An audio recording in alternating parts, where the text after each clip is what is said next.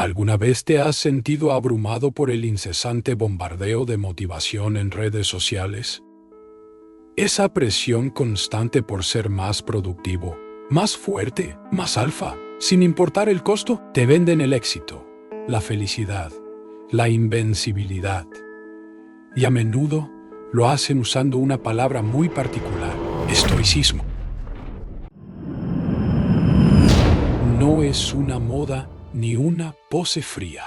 Es una filosofía nacida del naufragio, de la ruina, del exilio. Es una forma de vivir y de resistir cuando la realidad deja de ser cómoda. No se trata de reprimir lo que sientes, sino de entenderlo. De dejar de pelear contra lo que no puedes cambiar y usar tu energía en lo que sí puedes transformar. Este video es una invitación a cuestionarte, a mirar con honestidad brutal cómo vives. Porque si todo se derrumbara hoy, ¿quién serías realmente? Tal vez ahí empieza el verdadero camino estoico.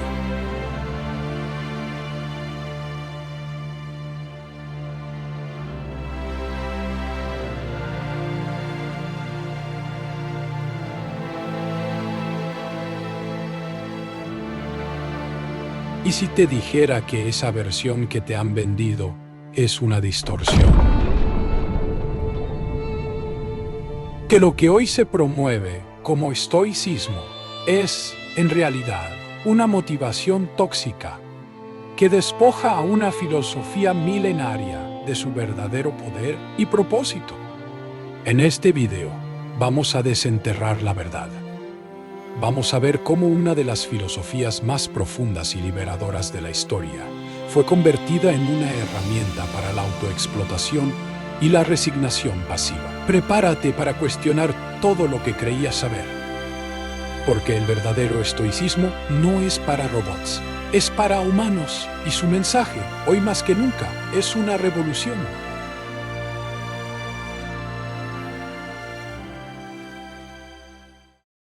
Todos, en algún momento, vamos a enfrentarnos al caos, a la pérdida, al dolor, al fracaso. Y cuando eso pase, lo único que de verdad importará no será lo que tengas, ni lo que digas, sino cómo decides responder. Pero, para emprender ese camino, primero hay que limpiar el terreno. Y eso implica desmontar algunos mitos contemporáneos que distorsionan el espíritu original del estoicismo. El primero, y quizás el más extendido, es su asociación con una versión radicalizada del desarrollo personal. Ideologías y radicalismos. Cuando hablamos de estoicismo hoy, a menudo topamos con una versión distorsionada que promueve el ideal del hombre alfa o la mujer de hierro, envuelta en fórmulas de autoayuda hardcore y bootstrapping, que empujan a convertir el descanso en un lujo inútil. Influencers con tatuajes y auriculares venden criptomonedas mientras recomiendan entrenar 12 horas diarias y dominar tus emociones sin tregua, como si el agotamiento crónico fuese un trofeo y la soledad el único signo de fortaleza. En países como México o Argentina, donde la desigualdad y la informalidad laboral son el pan de cada día, este mensaje puede sentirse más como una presión insoportable que como una herramienta liberadora. Trabajar hasta el límite no garantiza justicia social, sino que reproduce las mismas dinámicas de explotación que queremos combatir. Pero no se trata solo de contextos latinoamericanos. En cualquier ciudad o barrio, cuando nos venden la idea de ser máquinas imbatibles, olvidamos que nuestra vida cotidiana necesita pausas, redes de apoyo y un espacio para la vulnerabilidad. Aunque también es importante aclarar que hoy proliferan adaptaciones locales, gurús que venden estoicismo práctico para sobrevivir en contextos culturales particulares y específicos. Conviene recordar que esas versiones modernas son interpretaciones contemporáneas, no consensos académicos sobre cómo habrían vivido Zenón, Epicteto o Marco Aurelio en situaciones semejantes. Por eso, este análisis no pretende dar una lección ortodoxa sobre el estoicismo, sino más bien recuperar su dimensión olvidada. Una lectura crítica, situada, que dialogue con nuestras realidades sociales actuales sin perder el rigor filosófico. No se trata de usar a los estoicos como soluciones enlatadas para la productividad moderna, sino de repensar, desde su raíz ética, qué tipo de vida queremos construir cuando el mundo nos exige ser eficientes, pero no necesariamente humanos. A partir de aquí, exploraremos los mitos más comunes en torno al estoicismo y cómo malinterpretados terminan reforzando los mismos sistemas que la filosofía buscaba cuestionar. El verdadero estoicismo jamás reclama convertirte en una máquina imparable. Su raíz helenística buscaba la armonía con los demás, no un individualismo feroz que invisibiliza las redes de apoyo y la justicia social. Para Zenón de Sitio, fundador de la escuela en Atenas, la virtud se construía en comunidad. La solidaridad y el cuidado mutuo eran tan esenciales como el autocontrol. Epicteto, esclavo liberado que llegó a ser uno de los maestros más influyentes de la filosofía estoica, enfatizaba la interdependencia humana cuando enseñaba que la felicidad y la libertad comienzan con una clara comprensión de lo que está en nuestro poder. Enquiridión 1. Marco Aurelio, siendo emperador del vasto imperio romano, dedicaba parte de sus meditaciones a reflexionar sobre el bien común y la responsabilidad hacia el prójimo. Sin embargo, la versión contemporánea, que rescata fragmentos aislados para promover la competitividad feroz, elimina por completo el sentido de filantropía. Filantropía y Concordia Sinfonia, que según los textos disponibles permeaba los discursos de los estoicos clásicos, al transformar los indiferentes preferibles, riqueza, salud, comodidades, en símbolos individuales de éxito. Se olvida que los bienes externos solo tienen valor cuando respaldan la virtud y fortalecen nuestras relaciones sociales. Cabe señalar que existe debate entre los estudiosos contemporáneos, como Brad Inwood, Ethics and Human Action in Early Stoicism, 1985, y Christopher Gill, The Structured Self in Hellenistic and Roman Thought, 2006, sobre el grado exacto de comunitarismo versus individualismo en el estoicismo clásico. Mientras algunos académicos enfatizan los aspectos comunitarios, otros subrayan la primacía del desarrollo individual de la virtud. Derrotismo y pasividad. Existe un mito muy extendido que afirma: si no puedes cambiar la corrupción de los gobiernos o el sistema educativo roto, mejor cállate y acepta tu suerte. Lo que no depende de ti, simplemente no lo intentes. En contextos de precariedad económica, esa frase se convierte en un pretexto para resignarse y dejar las cosas tal cual están. Se insta a no perder tiempo en grandes causas bajo la falaz idea de que el estoicismo es sinónimo de inmovilidad o pasividad absoluta.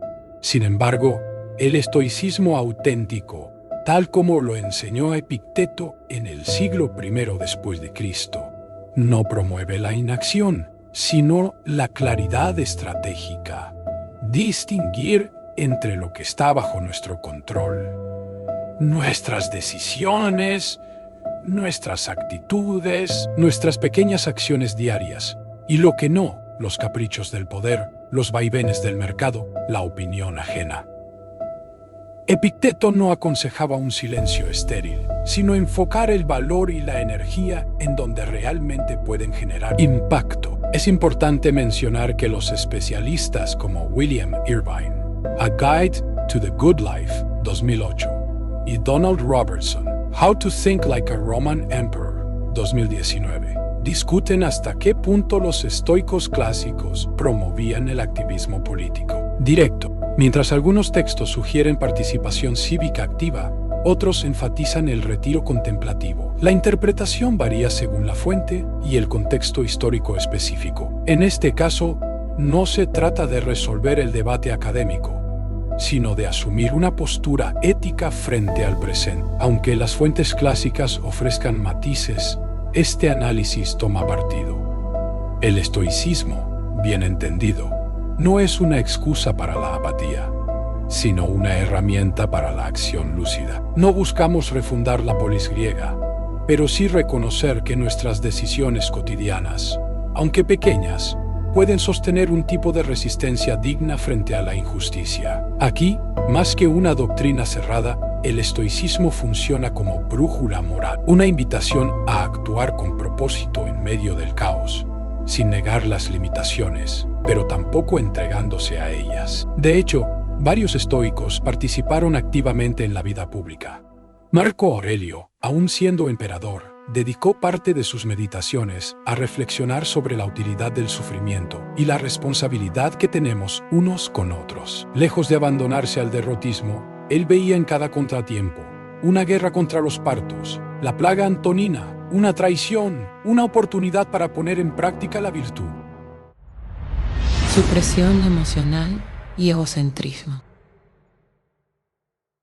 Otro mito arraigado en la versión distorsionada del estoicismo afirma que ser verdaderamente estoico equivale a reprimir todas las emociones y vivir como una roca imperturbable. Nos venden la idea de que llorar, sentir miedo o incluso mostrar empatía equivale a fallar en el ideal de fortaleza.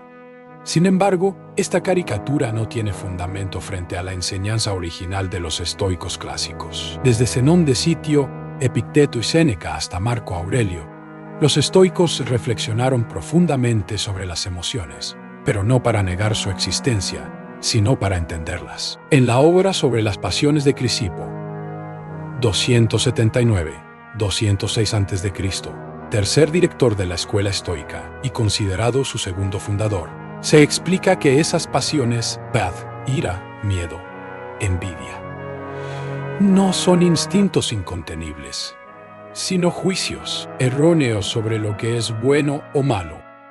Epicteto enfatizaba la importancia de la proairesis, nuestra capacidad de dar o no dar asentimiento, sin catácesis, a cada impresión, fantasía que recibimos. Si sientes miedo, no es por ser débil, es una señal de que tu mente considera una situación como amenazante. Pero aún frente al miedo, tienes el poder de decidir tu reacción, y en eso radica la libertad interna. Los estoicos distinguían meticulosamente entre paz, emociones pasionales irracionales, y eupatheiai, emociones buenas y racionales. Sentir alegría, chara, compasión o reverencia no era signo de debilidad, sino de equilibrio emocional. El sabio, Sofos, no intenta suprimir todo sentimiento, sino transformar el miedo en cautela prudente, eulabeia, la tristeza en reflexión profunda. La investigación contemporánea en psicología respalda parcialmente este enfoque. Tim Levon y sus colegas han documentado en los experimentos Stoic Week, iniciados en 2012, reducciones significativas en emociones negativas y aumentos en bienestar. Estudios controlados muestran reducciones del 11-19% en emociones negativas y aumentos del 9-16% en satisfacción vital tras una semana de práctica estoica estructurada. La ciencia moderna confirma aspectos de este enfoque. La terapia cognitivo-conductual, desarrollada por Aaron Beck en los años 1960, incorpora técnicas similares a las estoicas para la gestión emocional, particularmente el cuestionamiento de pensamientos automáticos No obstante, es anacrónico afirmar que los estoicos anticiparon exactamente la TCC moderna, ya que operaban en marcos conceptuales fundamentalmente diferentes. Asociación con ideologías políticas. Un error recurrente es vincular el estoicismo con una única corriente política, por lo general con visiones conservadoras o de libre mercado, como si abrazar la disciplina y el autocontrol implicara apoyar sin cuestionar políticas específicas contemporáneas. Sin embargo, esta lectura politizada ignora que el estoicismo, desde sus orígenes en la Atenas helenística del siglo III a.C., fue una doctrina que trasciende las divisiones políticas modernas. Zenón de Sitio predicaba la cosmopoliteia, ciudadanía del mundo, y la fraternidad humana universal. Epicteto enseñaba a todo tipo de oyentes, sin distinción de clase social. Marco Aurelio gobernó un imperio diverso que abarcaba desde Britania hasta Mesopotamia, sin adherirse a una ideología en el sentido moderno del término. La República de Zenón, conocida solo por fragmentos preservados por Diógenes Laercio, describía una sociedad sin templos, tribunales ni monedas, donde la virtud era el único criterio de valor. Esto difícilmente encaja en esquemas políticos contemporáneos. Es crucial no proyectar conceptos políticos modernos, como izquierda versus derecha o capitalismo versus socialismo, sobre filosofías antiguas que operaban en contextos políticos fundamentalmente diferentes. Los estoicos no tenían equivalentes directos a nuestros debates económicos contemporáneos sobre política fiscal, regulación financiera o distribución de la riqueza. La esencia estoica no prescribe un modelo económico específico, ni una política de Estado particular. Su preocupación ética es que cada persona viva de acuerdo a la razón, logos, y la justicia, dikaiosin, conceptos que pueden interpretarse de diversas maneras en el contexto político moderno.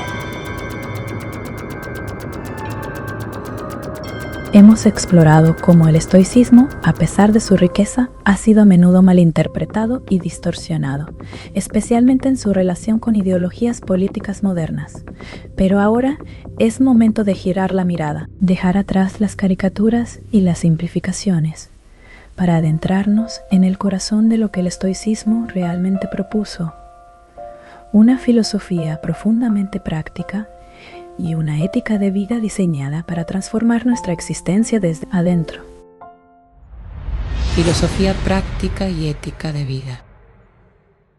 A diferencia de las grandes especulaciones metafísicas de Platón o Aristóteles, el estoicismo nació como una disciplina profundamente práctica, concebida para aplicarse de inmediato en la vida cotidiana. Zenón de Sitio enseñaba en el pórtico pintado de Atenas: Stoa poikil, ejercicios mentales, askesis, y normas de conducta, katekonta. Cómo responder ante un insulto, cómo enfrentar la pobreza, cómo dormir tranquilo pese a las amenazas externas. Epicteto resumió esta orientación en su famosa máxima: no pretendas que los acontecimientos ocurran como tú quieres. Desea, en cambio, que sucedan tal como suceden, y tu vida fluirá sin contratiempos. Enquiridión 8. Con esta fórmula, se nos ofrece una herramienta para evaluar cada situación. ¿Es esto un hecho neutral, o lo estoy cargando de sufrimiento con mis expectativas? En la práctica moderna, esta ética de vida se traduce en hábitos como llevar un diario de reflexión, examen de conciencia, según Séneca, revisar al final del día si actuamos conforme a nuestros valores, o dedicar tiempo a imaginar escenarios adversos, premeditatio malorum. Pierre Hadot, el filósofo francés que revolucionó el estudio de la filosofía antigua en Ejercicios espirituales y filosofía antigua, 1987, demostró cómo estos ejercicios constituían el núcleo de la vida filosófica, no meros complementos teóricos. Si bien existen paralelos entre técnicas estoicas y terapias contemporáneas como la TCC, es importante distinguir entre la influencia histórica documentada y las similitudes conceptuales. Los programas como Stoic Week representan aplicaciones modernas creativas, no continuaciones directas de prácticas antiguas. La dicotomía del control. En el núcleo del estoicismo auténtico se encuentra la regla fundamental de Epicteto.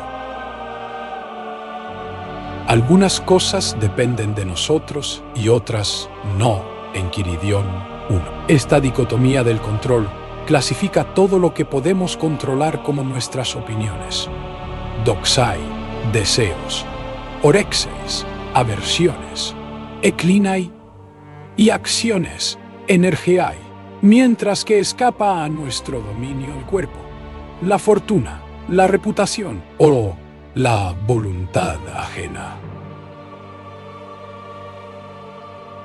Esta distinción, aparentemente simple, ofrece una transformación profunda al concentrar nuestro esfuerzo en lo que realmente depende de nosotros. Dejamos de malgastar energía en aquello que nunca podremos cambiar. Pero, ¿cuál es exactamente esa crítica?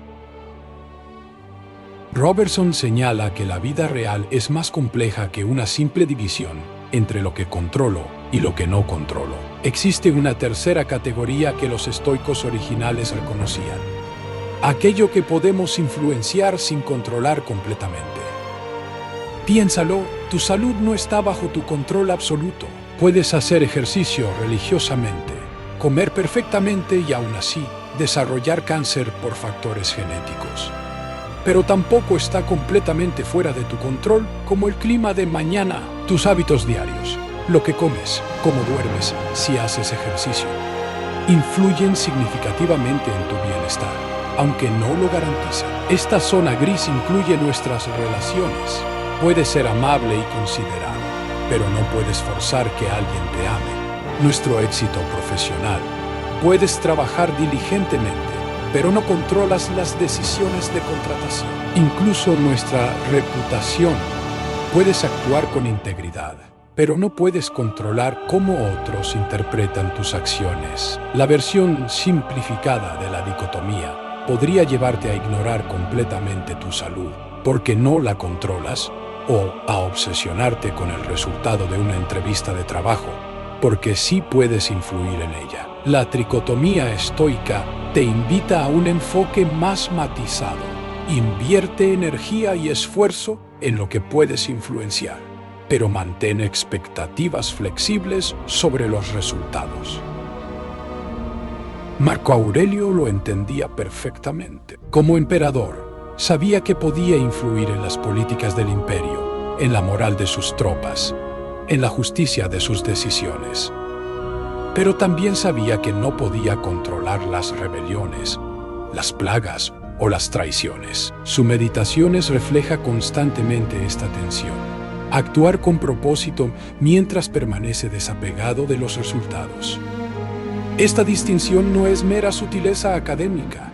En la práctica, cambia todo. Te permite ser ambicioso sin ser ansioso, comprometido sin ser rígido, esperanzado sin ser ingenuo. Las 4 virtudes cardinales. En el corazón del estoicismo reside la arete, excelencia moral, que se articula en 4 virtudes cardinales bien documentadas desde Platón pero reinterpretadas por los estoicos.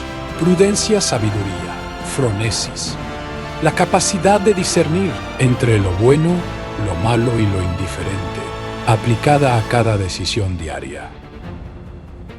Para Crisipo, esta era la virtud directriz que informaba a todas las demás. Templanza, sófrosin, el arte de moderar deseos y emociones sin prohibir el placer, sino evitando la dependencia de él.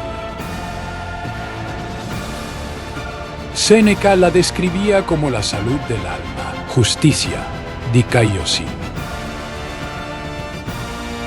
El compromiso constante con el bien común, que va más allá de cumplir leyes humanas para abrazar la ley natural, lex naturalis. Marco Aurelio la consideraba la virtud social por excelencia. Valor, fortaleza.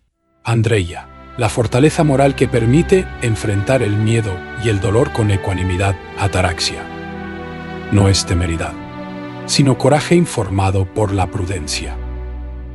Estas virtudes están extensamente documentadas en las fuentes estoicas clásicas, desde los fragmentos estoicos antiguos compilados por Hans von Arnim hasta las obras completas conservadas de Séneca, Epicteto y Marco Aurelio. Y representan el núcleo auténtico de la filosofía. Los indiferentes y la moderación. En el estoicismo auténtico, los bienes externos, salud, riqueza, estatus social o reputación, se clasifican como indiferentes adiafora. No son buenos ni malos en sí mismos. Crisipo desarrolló extensamente esta teoría, enseñando que solo la virtud, arete, tiene valor intrínseco. Todo lo demás es indiferente preferible, progmena, cuando está disponible, pero no debe determinar nuestra felicidad. Eudaimonia. La moderación, sofrosin, es la herramienta para tratar los indiferentes con equilibrio. No se trata de austeridad extrema como la de los cínicos, sino de usar los recursos externos sin caer en la esclavitud del placer o el apego desmedido. Séneca, uno de los hombres más ricos de Roma, ejemplifica esta tensión.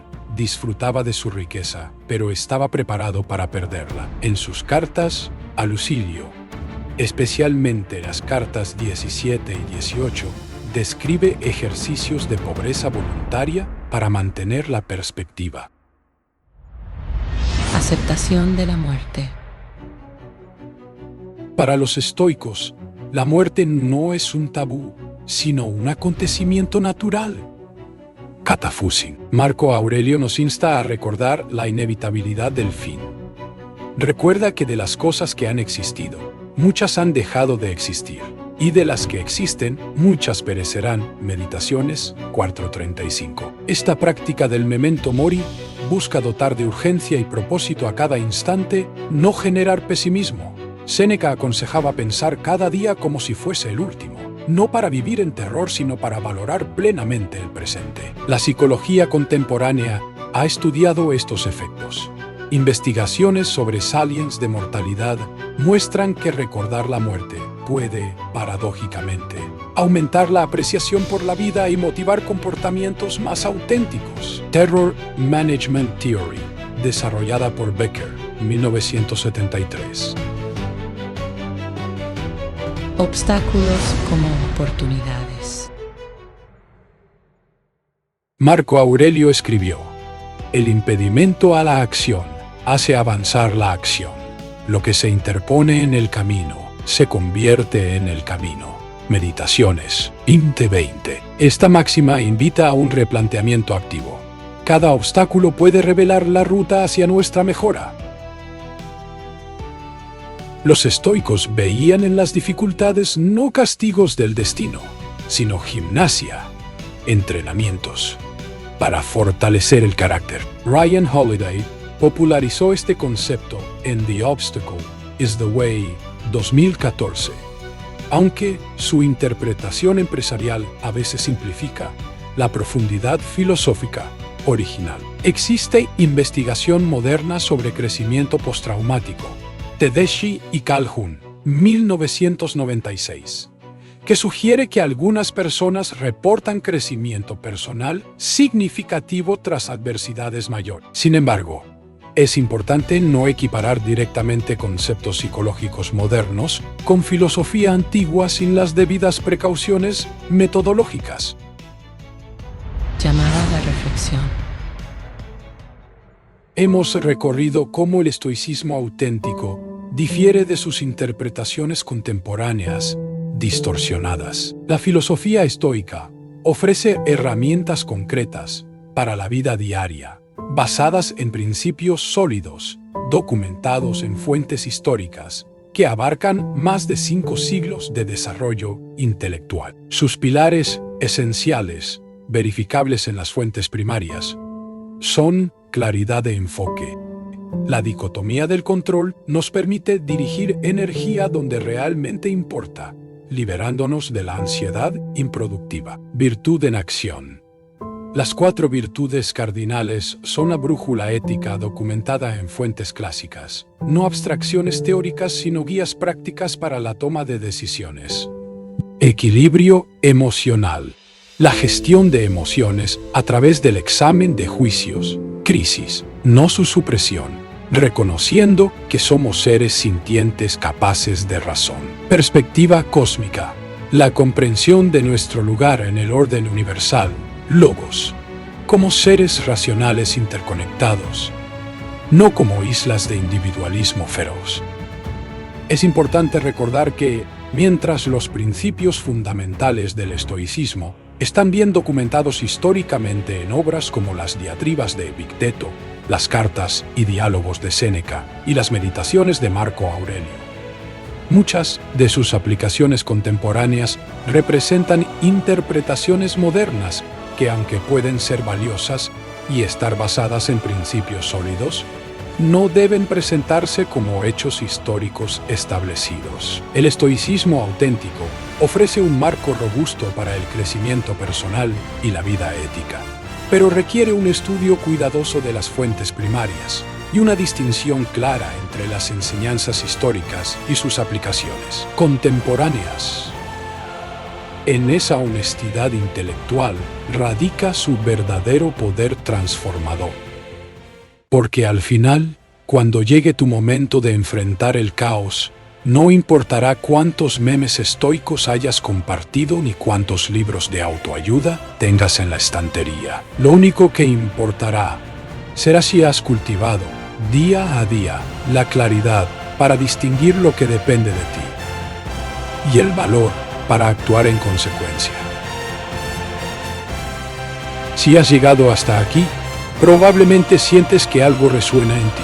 Tal vez reconoces la diferencia entre el estoicismo de Instagram y esta filosofía milenaria que ha sobrevivido imperios, plagas y revoluciones. Pero quizás también te preguntas, ¿cómo aplicar realmente esto en mi vida del siglo XXI sin caer en los mismos errores que criticas?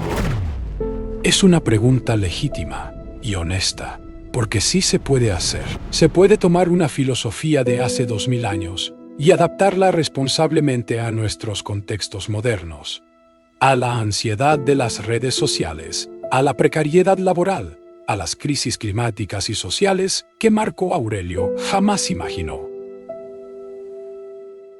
Pero hacerlo requiere algo que la mayoría de divulgaciones evitan: rigor metodológico. No me refiero a jerga académica incomprensible, sino a honestidad intelectual, a distinguir entre lo que realmente enseñaron los estoicos y lo que nosotros inferimos para nuestra época, a reconocer cuándo estamos especulando y cuándo tenemos evidencia sólida, a contrastar estas aplicaciones con investigación contemporánea sin forzar conexiones que no existen. La diferencia es abismal entre decir Marco Aurelio inventó el mindfulness y explicar cómo ciertos ejercicios estoicos de atención plena comparten principios con prácticas contemplativas modernas, manteniendo claras las diferencias conceptuales y culturales. Entre afirmar que el estoicismo cura la depresión y mostrar cómo estudios controlados sugieren que técnicas basadas en principios estoicos pueden complementar tratamientos psicológicos, siempre reconociendo sus limitaciones. Entre usar a Epicteto para justificar el individualismo feroz y entender cómo su enseñanza sobre la proairesis puede ayudarnos a navegar sistemas complejos sin perder nuestra agencia moral. ¿Te interesa explorar esa frontera? descubrir cómo construir puentes sólidos entre la sabiduría antigua y los desafíos contemporáneos, sin sacrificar ni la profundidad histórica, ni la relevancia práctica. Si es así, acompáñame en este viaje más profundo. Porque el estoicismo auténtico no es solo una filosofía para leer, sino una disciplina. Y vivirla en el siglo XXI requiere tanto respeto por su origen como creatividad para su aplicación. El verdadero trabajo recién empieza cuando cerramos los libros y abrimos la vida. Suscríbete para explorar las aplicaciones rigurosas del estoicismo a contextos modernos. Desde la gestión de la ansiedad digital hasta la navegación ética de sistemas económicos complejos, siempre con el rigor metodológico que esta filosofía milenaria merece.